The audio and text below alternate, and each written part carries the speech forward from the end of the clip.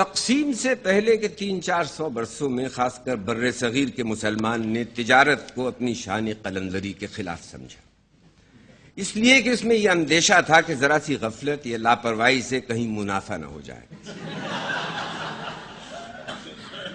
چمڑے اور کھالوں کی ساری تجارت البتہ مسلمانوں کے ہاتھ میں رہی، جس کی 3 وجہ تھی۔ اول تو یہ کہ یہ انہی مرحوموں کی آخری نشانی تھی جنہیں وہ بھا چکے تھے۔ دوسرے یہ کہ ہندو اس کاروبار کو ناپاک سمجھتے تھے۔ تیسرے خوش قسمتی سے ان تاجروں کا تعلق چنیوٹ سے تھا جو دلی کے دربار سے ہنوز دور تھا۔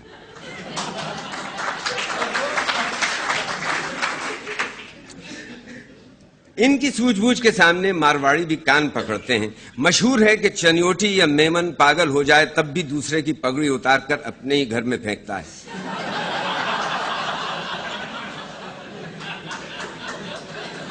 پیدا کہاں ہے ایسے پراگندہ تباہ لوگ۔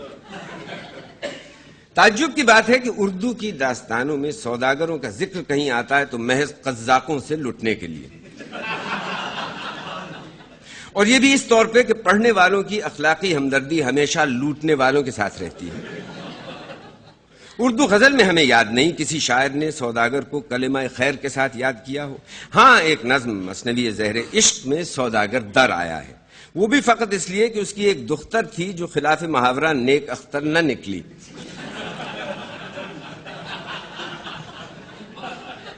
مگر جس سے آگے چل کر شاعر کو ردیف اور قافیہ کی چول بٹھانے کے علاوہ اور بھی بہت سے کام لینے تھے، جن میں خلوت کی ملاقاتیں، ان کے لازمی نتیجے میں خودکشی اور پان کل کے لیے لگاتے جائیں کا فریضہ شامل تھا۔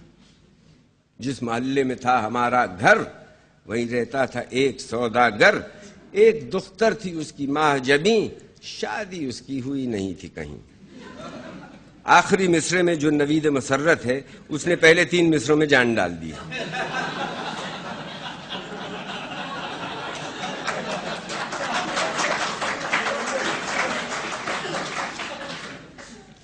بچپن کی بات ہے، شاید اسی لیے اچھی طرح یاد ہے کہ پورا قصبہ چاکسو خرد میں تجارت تو بڑی بات ہے، کسی مسلمان کی پنساری تک کی دکان نہ تھی۔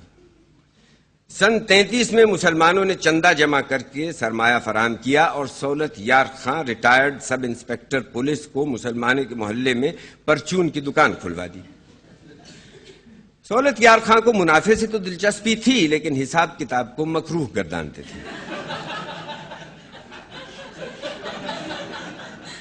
دکان میں ان کی مسند تکیے، حقے اور ترازو کے سامنے آٹا، شکر، بیسن، نمک مرچ، دالیں اور مسالے الٹی ہوئی آستین کی طرح اد کھلی بوریوں میں بھرے رہتے تھے۔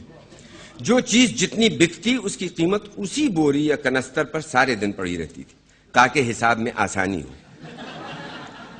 شام کو ہر جنس کی بکری کو علیحدہ علیحدہ گنتے، میزان ٹھیک نہیں بیٹھتی تو اپنا دل نہیں جلاتے تھے۔ بہی کھاتوں میں ایک نئی مد کھول رکھی تھی جس پہ لکھا تھا بھول چوک کی لینی دینی۔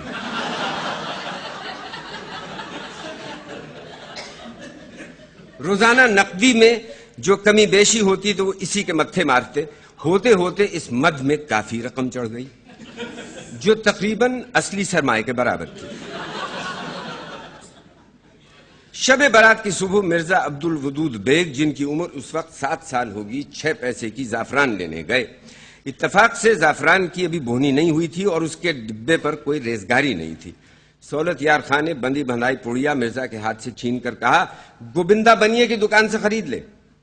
مرزا نے انگلی سے ریزگاری کی ان ڈھیریوں کی طرف اشارہ کیا جو تقریباً ہر بوری اور کنستر پر پڑی تھی۔ صاحب وہ تو آپے سے باہر ہو گئے، دھمکی آمیز انداز سے دوسری اٹھاتے ہوئے بولے، مرغی کے دوسری ڈھیری سے ریزگاری نکال کے تجھے دے دوں تو شام کو حساب کون کرے گا، تیرا باپ؟